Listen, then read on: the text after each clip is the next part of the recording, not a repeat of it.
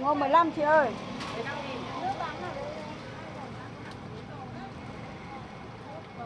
Tây lai. Ngô ngon lắm chị ạ, ngọt lắm. Tây lai lên nó không ngon, nó lên nó bé bé. Thường người tinh người cũng biết đấy là Tây Lai. Người ta là người nhà quê thì người ta lại không biết.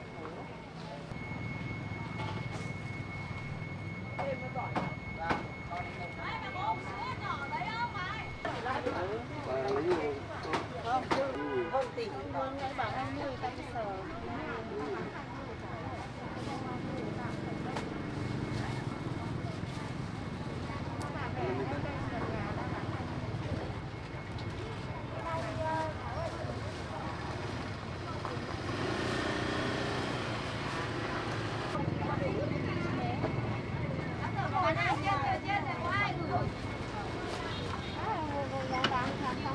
của cô chỗ này có 24. Cho chị hộp này em ơi. À con 6. Cân 7.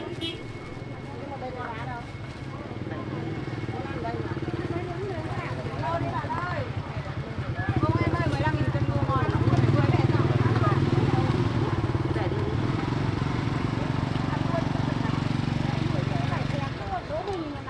Em được rồi. Vâng, cảm ơn bà nhé.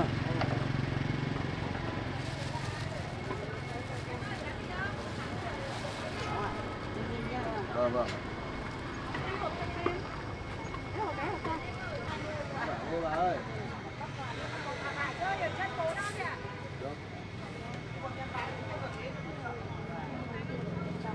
Cô ơi, ngô này bạn thấy ngô là chuẩn rồi. Ngô đi chị ơi, ăn quả tí không cháu?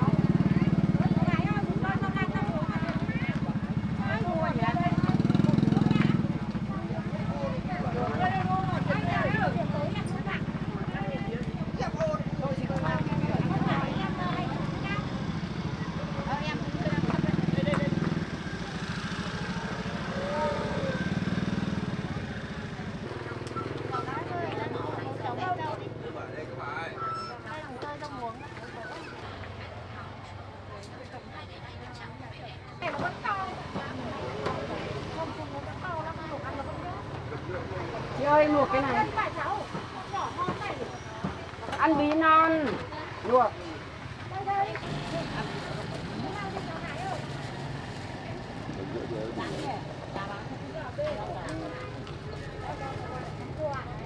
Đâu đâu mang quà rồi này.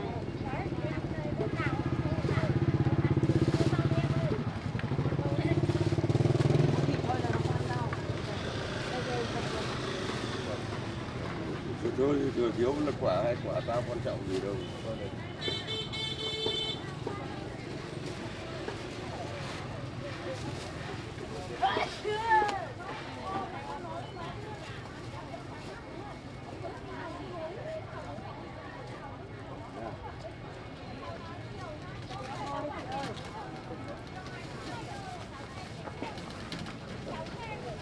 Từ mai thì sẽ túm vào thành túm một. Không mỗi người chỉ bán được một túm thôi.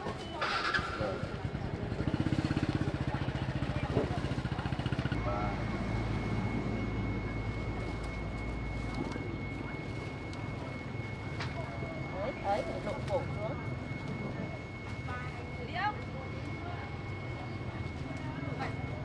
Cái gì mà giả lại nhiều tiền đấy? Nhỉ. Hai 40 mấy nghìn rồi. Đây giả cả tiếp nữa thì.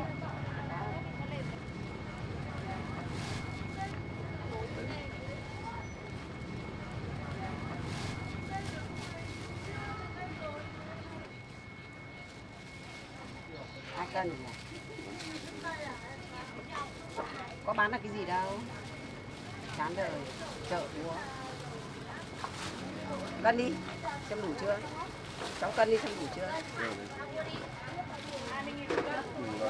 2 cân à? Buộc chặt vào cân nào? Để cái Vải này bà.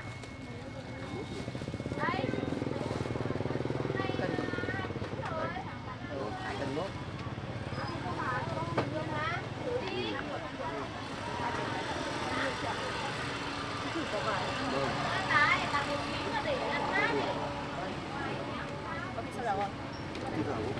Nhưng mà ngọt lắm. Ngọt đâu? Ngọt đó. Theo bên đó các bạn gửi em tiền nhá. Tôi lấy một cân đó.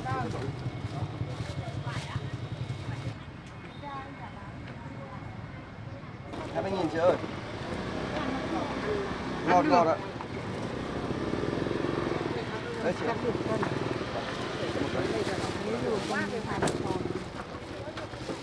Thôi được rồi thôi. Thôi. Biết rồi, cho tài. Thêm. Gửi thêm cái túi này. Một cái bé à? Em lấy 1 cân thôi. Cân to to được. Cái này của mình chắc là 1 cân rồi. Các bà lại không lấy à?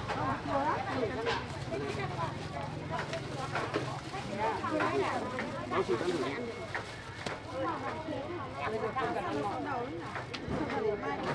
Chị đủ cân riêng chị. Em đứng cho con. 1/3. Lấy cho con cân. Rồi con chưa ai mở 25.000. Nó bị sâu đầu hết rồi anh ạ. Đau đầu về hàng em để đến mai trong nhung mình cái nghiệp ăn dùng quá. Đau đầu về hàng em. Hộp tiền nào của đấy chị có? Đấy chúng phải có 5.000 cân cơ. Đúng rồi, thế thôi. 1/3 này chị. Có tiền anh? Mai nhậu có vải chưa ngon. Sẽ thử một quả xong Tết rồi môn. Cho đẹp ra để sáng. Cho đẹp ra để sáng à? Không được ngày đi.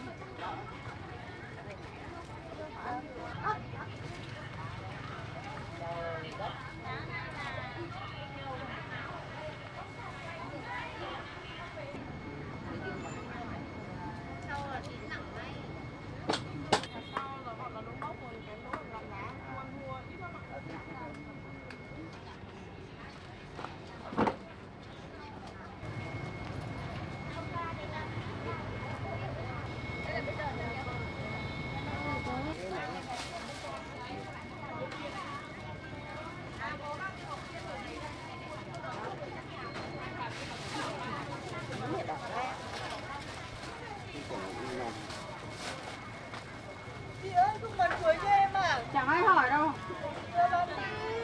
Có người hỏi để chị ăn. Để ra giữa đường ấy, người ta chờ vào người ta mới hỏi. Vừa nãy chị để dưới tí hỏi giống mẹ.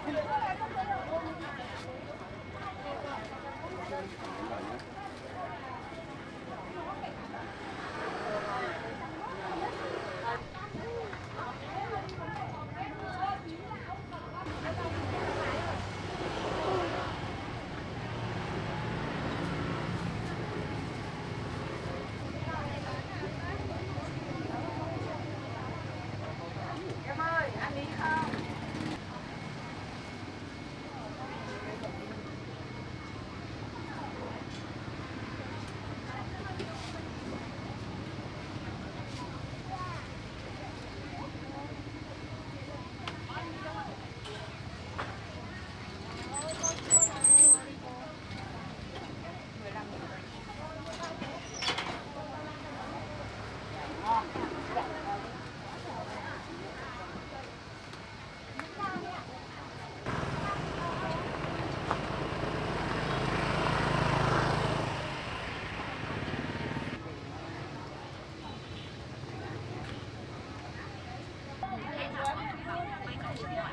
Sáng nay em sang từ lúc hơn 4 giờ em sang sớm rồi luôn là Bà này rõ đâu.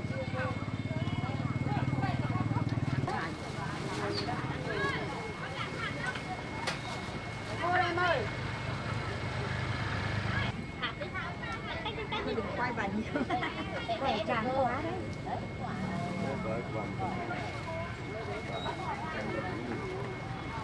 cái ngô này nhiều người ăn ngon. Còn lại thế lại bán ngô 5 quả như thế quả thật ngon. Đi bán thì em thấy nhiều quả ngon.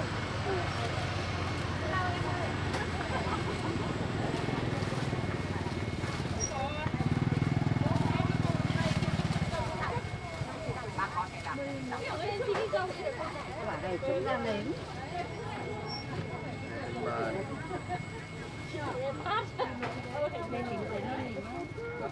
Cạnh sâu kìa. Cả 2 cân 3, 6.000 thì có 3 lạng nữa. 3 lạng 6.000 nữa là 50.000. Đấy 24.000 là 20.000 tròn thôi.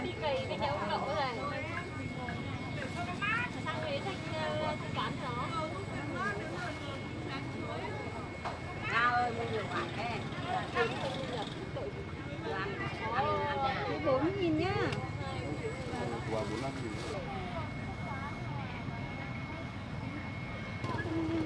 Đừng toàn quả xanh cả. Ăn kem cân chả vào cả.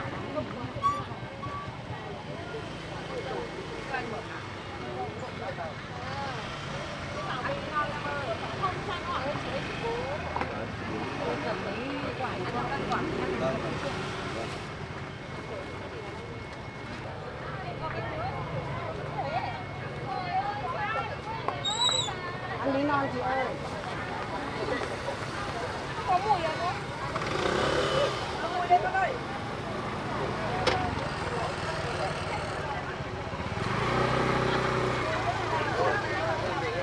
Chị ơi, ăn quả bí non không? Chào các bà nhá. Vâng.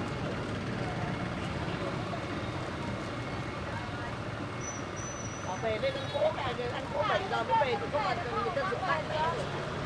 Thôi, dọn hàng đi về ăn đi thôi. Ôi, nóng như vậy chứ mèo ơi. Bây giờ ăn có được nhiều đâu mà. Bảo con trai con dâu bảo chủ động lên đi.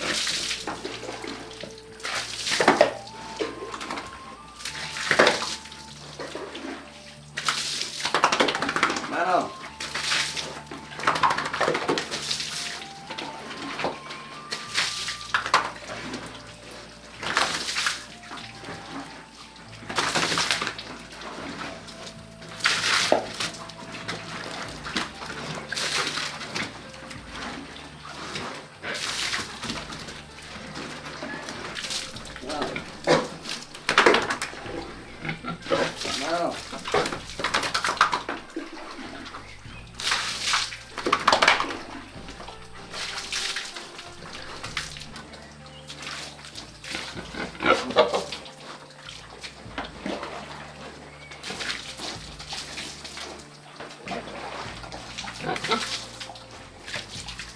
Nào.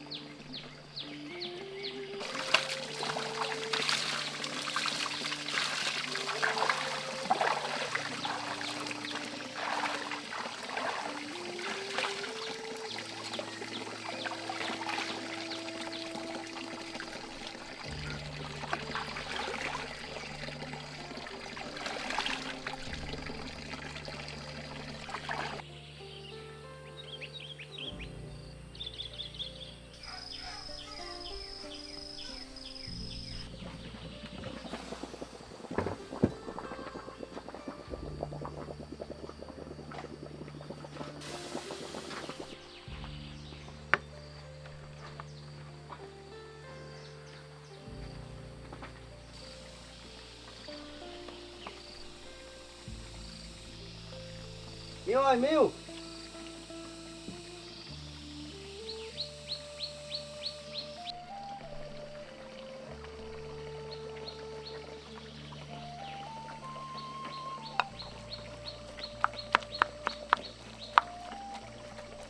Đâu đây Miu ơi. Đây, đây. Miu rồi đây.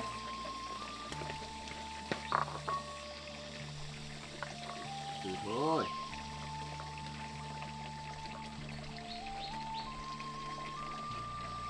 Đây, Miu đây. Miu. Ăn đi. Ăn đi. Sao ơi? Nhìn con ăn đây đây, bên này. Đấy, Miu đây.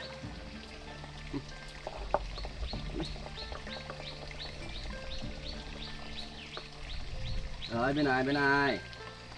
Bên này. Bên này mà.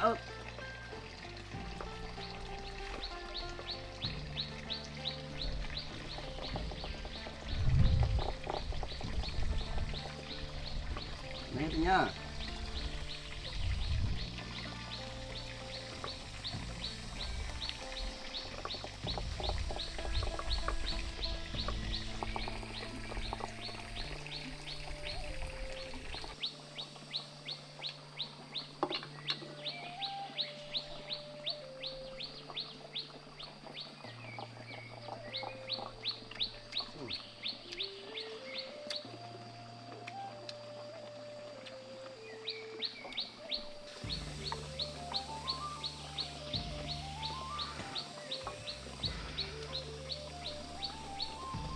Ừ.